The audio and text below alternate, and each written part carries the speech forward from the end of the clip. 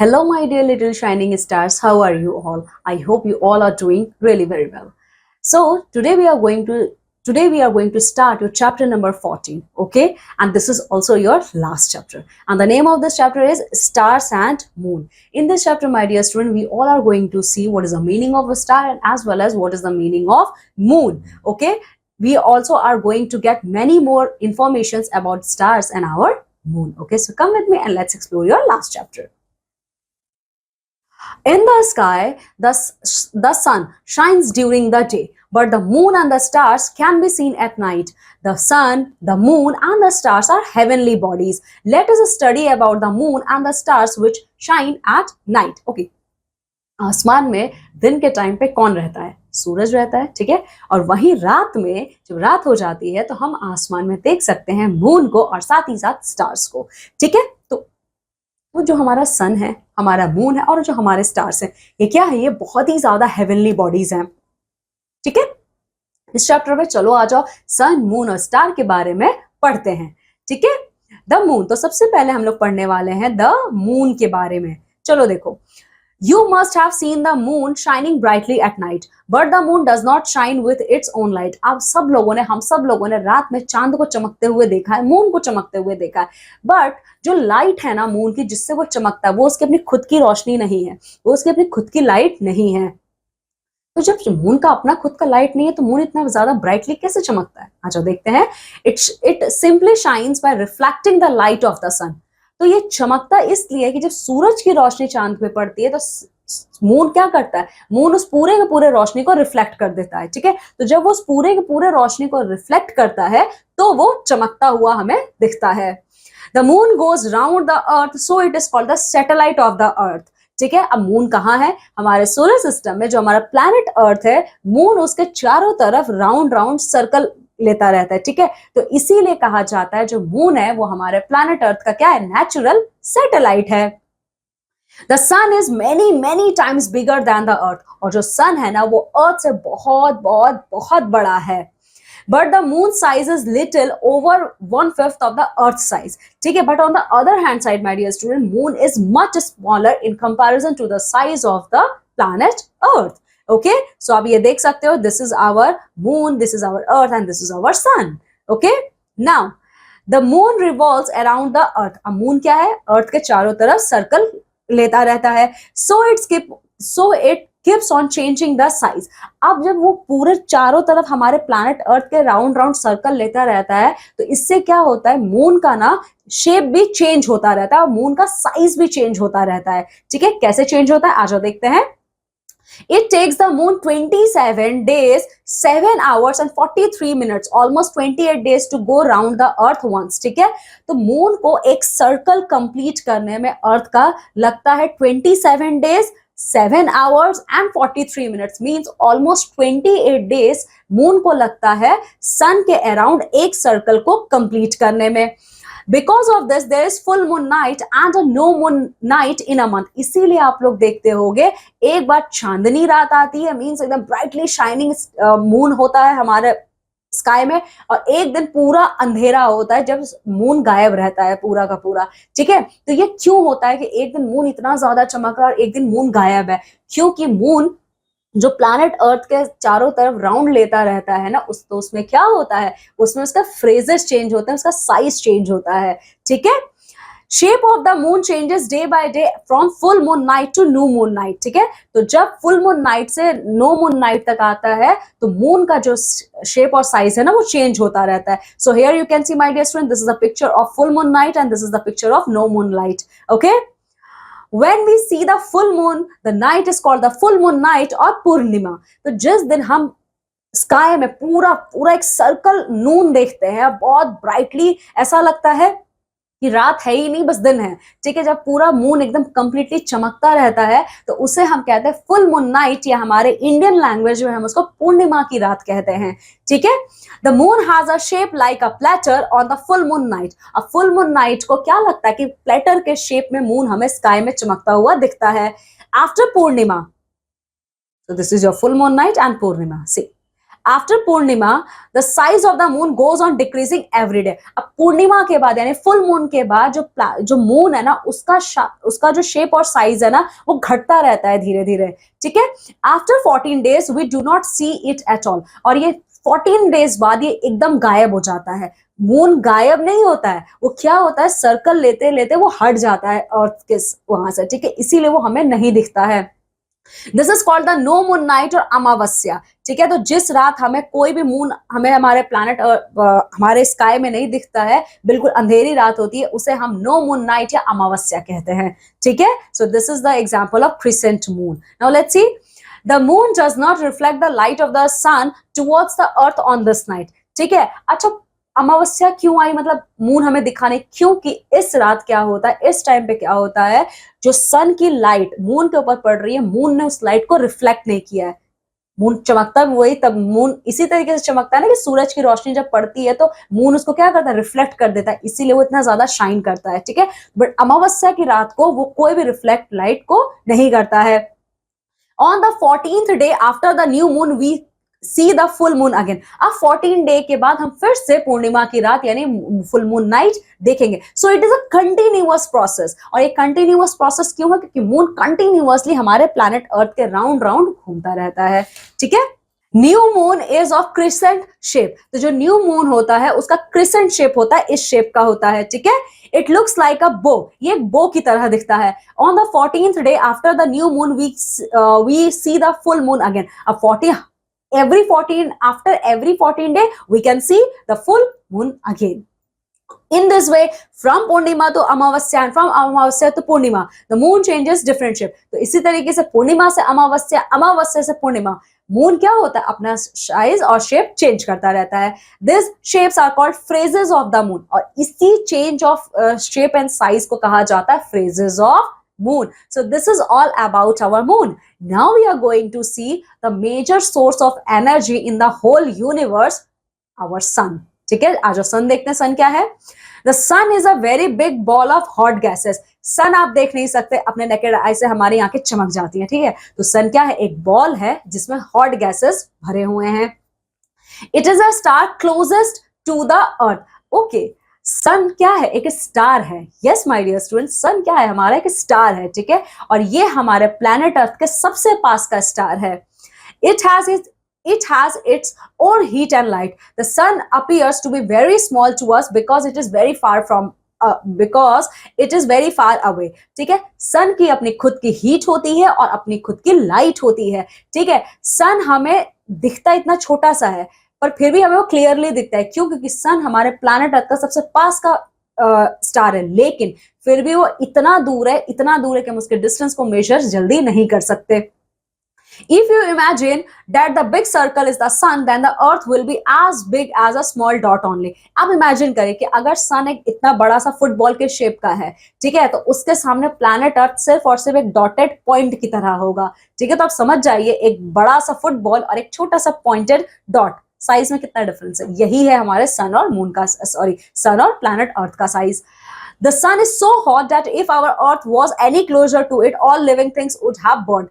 सन इतना ज्यादा हॉट है कि हमारा प्लैनेट अर्थ अगर थोड़ा सा भी पास में होता ना, जहां पे मरकरी और वेनस है, तो क्या होता है, जितने भी लिविंग थिंग्स है including human beings, animals and plants, सब जल जाते हैं, ठीक है। The temperature on the sun surface is about 5400 degree Celsius, ठीक है। तो देखिए सन का टेम्परेचर क्या है, 5400 डिग्री सेल्सियस है, ठीक है। The sun's heat allow animals and plants to live on earth, ठीक है। तो सन की हीट की वजह से we all need sun energy, we all need sun heat, ठीक है, for our own living purposes. So this is all about our star sun. Now my dear student, we are going to see the stars which are available in our, which is present in our universe. The moon is the satellite of the earth, but the stars are very big heavenly bodies. Moon क्या है, हमारे planet earth का natural satellite है, लेकिन जो stars होते हैं ना, ये बहुत ही बड़े और बहुत ही हैवी बॉडीज होती हैं। So they are different from the moon, इसीलिए मून से अलग हैं। We see a large number of stars at night. Stars are glowing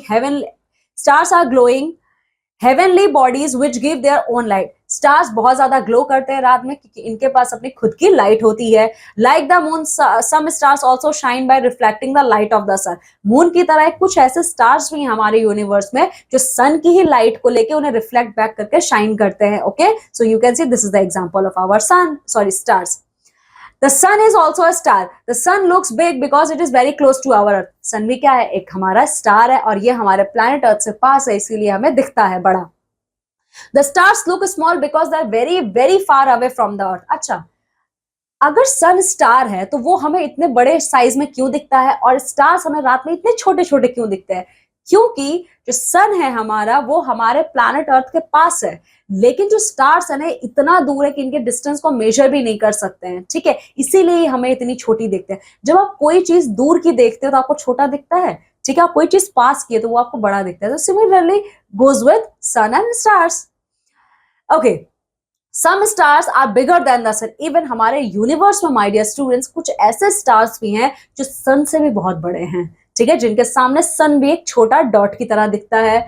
some stars twinkle in the sky while others do not. बहुत से stars रात में चमकते हैं और बहुत से स्टार्स रात में नहीं चमकते हैं.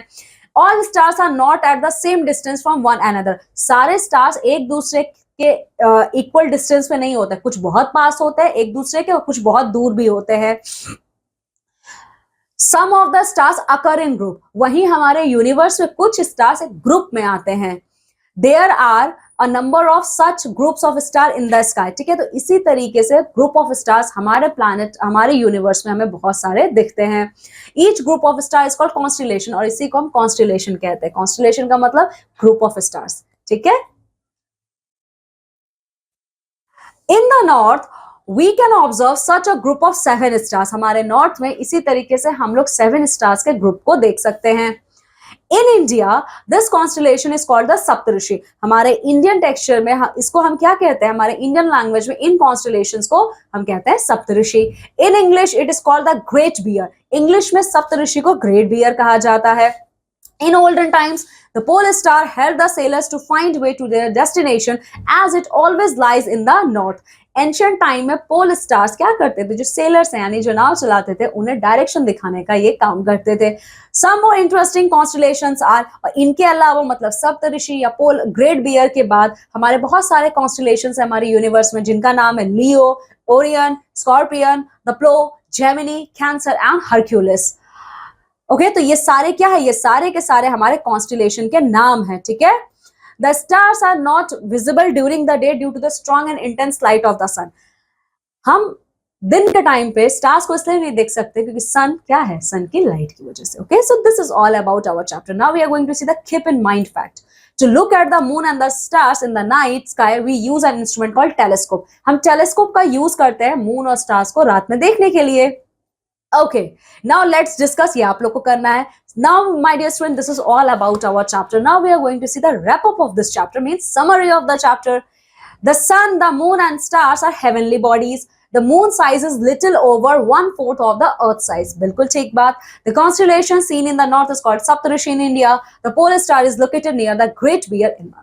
Okay, now my dear student, come with me and let's complete the exercise of this chapter. But उससे पहले OMR शीट का कॉन्सेप्ट देख लेते हैं. क्या है OMR शीट? एक शीट होता है जिसमें आप लोगों को आंसर्स मार्क करने होते हैं. इसमें 4 ऑप्शंस होते हैं तो 3 ऑप्शंस होते हैं. करेक्ट वे है पूरे सर्कल को आप कलर कर दीजिए. अगर आप लोग टिक करते हो, क्रॉस करते हो, हाफ कलर करते हो या ब्लैंक छोड़ देते हो, it is a wrong way of giving answer. Now come with me and let's complete the question answer section. Take the correct option. पहला क्या है? A. It simply shines by reflecting the light of the moon. So the correct answer will be your moon. Light of the sun, sorry. The moon is called the satellite of the earth. The moon seen to the next night after no moon night is called new moon. This star always lies in the north. Pole star. Okay. Now filling the blanks with the following words. यहाँ पे filling the blanks आपको करने हैं my dear student. यहाँ पे ना ये words आपको दिए इनके help से. So let's see. It takes the moon dash days, dash hours and dash minutes to go round the earth once. So it takes the moon 27 days, 7 hours and 23 minutes. Okay. Now the next one, the shape of moon are called dash of the moon. The shapes of the moon are called the phases of the moon. Phases. The dash are very big heavenly bodies. Okay, the stars. The stars are very big heavenly bodies. Stars. The sun is also a star. Leo, Orion, Scorpion, etc. are constellations.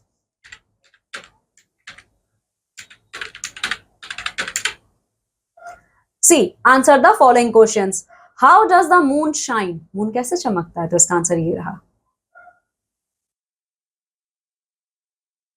Moon simply shines by reflecting the light of the sun. Okay, now the next question. How much time does the moon take to go around the earth once? Okay, so moon takes 27 days, 7 hours and 23 minutes to go around the earth once. Okay, so जो आपका filling the blanks number A है वही आपका B का answer है. Okay, now what do you know about the phases of the moon? Phases of the moon के बारे में आप क्या जानते हो? तो यहाँ पर है इसका answer. So phases of the moon में आप लोग जो इसके 3 phases है आप उसके बारे में लिखेंगे. आप लिखेंगे फुल मून नाइट क्या है, आप लिखोगे अमावस्या क्या होती है, ठीक है. उसके साथ ही साथ आप लोग न्यू मून जो क्रिसेंट से शेप में होता है आप उसके बारे में लिखोगे. ठीक है, चलिए अब नेक्स्ट क्वेश्चन देखते हैं. What is the group of stars called? So the group of stars are called constellations. ठीक है, और इसमें आप कुछ एग्जांपल्स भी देंगे. जैसे constellations क्या है? सप्तऋषि या फिर आपका ग्रेट बियर है. Another examples Leo, Orion, Scorpion, etc. and etc. Okay.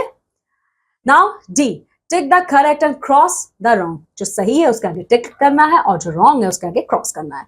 The sun, the moon and the stars are heavenly bodies. Right or wrong? It is absolutely right. So here we are going to take this. The moon revolves around the sun. Right or wrong? It is absolutely wrong. Cross it. It takes the moon 1 day to go around the earth once. Wrong. Cross it. The moon seen after the no moon night is called the new moon. Right? Take it. The pole star is located near the Saptarishi. Okay? So let's see. It is right or wrong? It is right. Now activity time. इसमें क्या करना है चलिए देखते हैं. A. Take the papers of different colors and cut out the different shapes of the moon as you see from Purnima to Amavasya. Paste them on a chart. आपको एक chart paper पे क्या करना है, जितने भी डिफरेंट फ्रेजेस हैं moon का पूर्णिमा से लेके अमावस्या तक आपको उसका कटिंग करना है और अपने चार्ट पेपर पे पेस्ट करना है. तो कौन कौन सी चीजें आप लोगों को यूज में आएंगी? सीजर, ठीक है, ग्लू है, फेविकॉल है, उसके बाद आपका कंपास है और फिर पेंसिल है.